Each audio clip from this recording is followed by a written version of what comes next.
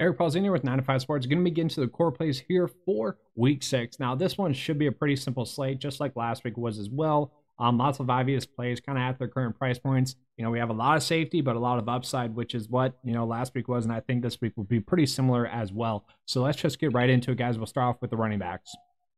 So we got Austin Eckler here. I think he's going to be like the one running back play that you just want to be playing in pretty much most of your builds. Now, he does get a matchup with the Baltimore Ravens that is about even keeled. The Baltimore Ravens rank 16th against opposing running backs, so right at 50% there. The thing with them is, though, they give up the 4th most running back yards in terms of receiving.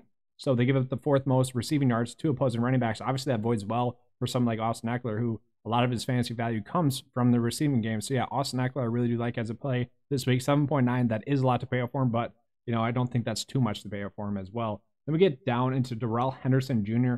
You know, great matchup there against the New York Giants. The New York Giants have given up the 3rd most DK points to opposing running backs, and Darrell Henderson has just pretty much been the workhorse running back. Now, Sonny Michel did get a little bit of work, and I think his workload is going to pretty much stay the same, just like I think Henderson's workload is going to stay the same. 6K, you know, he's most likely going to hit over 12 DK points. He's most likely going to hit value. I could see him easily scoring 20 DK points in this one, you know, especially if he gets a touchdown. I think that's going to be pretty easy, especially in this matchup. You just plug and play him. And then one more running back play as well. If we get news that Damian Williams is indeed ruled out, he's got some COVID stuff going on right now, then Herbert here becomes a great value for the guys. 4.6 is a great price point for him. Now, I don't think we have to force in, you know, running backs into our flex spot, but this is a week in which we might just be forced into doing that because although, you know, he didn't look great last week, had great vision, but he kind of struggled to get to the spots they need to get to. The thing with him is, though, he got a great workload and, you know, was actually blocked pretty well. 18 carries last week. He actually led the team in snaps as well at the running back position. So I thought he was going to be a sneaky DFS play as it is. Now we get news that Williams might be out, and then he's going to be a core play to me. So yeah, I think you can easily go with these 3 at your running back spot, and you're sitting pretty. And then I want to get into the receiver situation as well. Devonta Adam's just a plug and play every week. I've been saying that for the last 2 years. Go ahead and play him. But Tyreek Hill going against the Washington football team. This is going to be a great matchup for him. We see the target share there. You know, 13 targets, 12 targets the last 2 weeks. You know, predicted him in the Philadelphia Eagles game to be the highest scoring receiver in that game. I kind of expect him to be the highest scoring receiver on this slate as well. You know, Washington's just a great matchup. 4th best matchup on the slate. They give up the 2nd most receiving yards, the 4th most receiving yards, the 2nd most receptions. They don't give up that many TDs, but I'm not too worried about that with Tyreek Hill. This should be an easy one for him. And then obviously the Chiefs are going to be without CEH, so that should maybe just lead to a little bit more focus on getting Hill the ball and some shorter passes, you know, some quick dump offs, some screens and whatnot to get him the ball to get some positive yards, kind of use that as their running game. So I really like him as a pick this week as well. Then we go down a little bit lower here.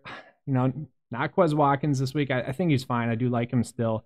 Priced up a decent amount, but I kind of want to give you guys a play that I could be sneaky. Kind of a run it back play. Adam Humphreys right now. 5 targets last week, 73 yards. More of a core value play. If you had to go into the value tier, I like him as a play there. Just a great price point for him. I do see him getting like 10 DK points in this one. This is the game that you want to be attacking the most, and you get him at a very cheap price point where, you know, he doesn't need much to hit value. He's going to be playing a lot with Curtis Samuel most likely out, and Dynamic Brown is kind of banged up as well, so that could lead to Humphreys being a great value. Then staying in that same game, we're going to get into 2 other quick plays. It's going to be tight end Ricky Seals-Jones, who was a guy that we used last week, and we're going to go back to using him again this week. Just the targets were great for him, okay? 8 targets last week, 5 receptions, 9.1 DK points. At this price point, we'll absolutely take that. And in this matchup, we're just going to be chasing it. Great matchup for Ricky Seals-Jones. Love him as a pick. And then just staying with that theme, I just don't see, I tweeted this out, I don't see how we avoid Taylor Heineke in this one. He's been pretty consistent, been rushing the ball a ton. We love to see that. The Chiefs have just been horrible against the run. They give up an average of like 300 passing yards, 30 DK points, 2.6 TDs total, like 40 rushing yards per game.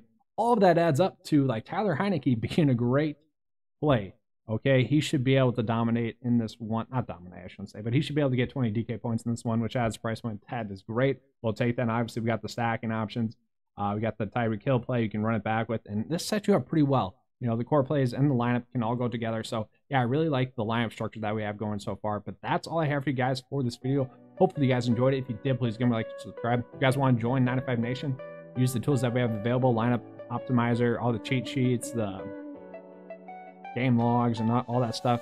You got it. And then we also have the weekly Reddit for you guys as well, and ownership projections. All right, that's all I have for you guys this week. As always, let's keep cashing.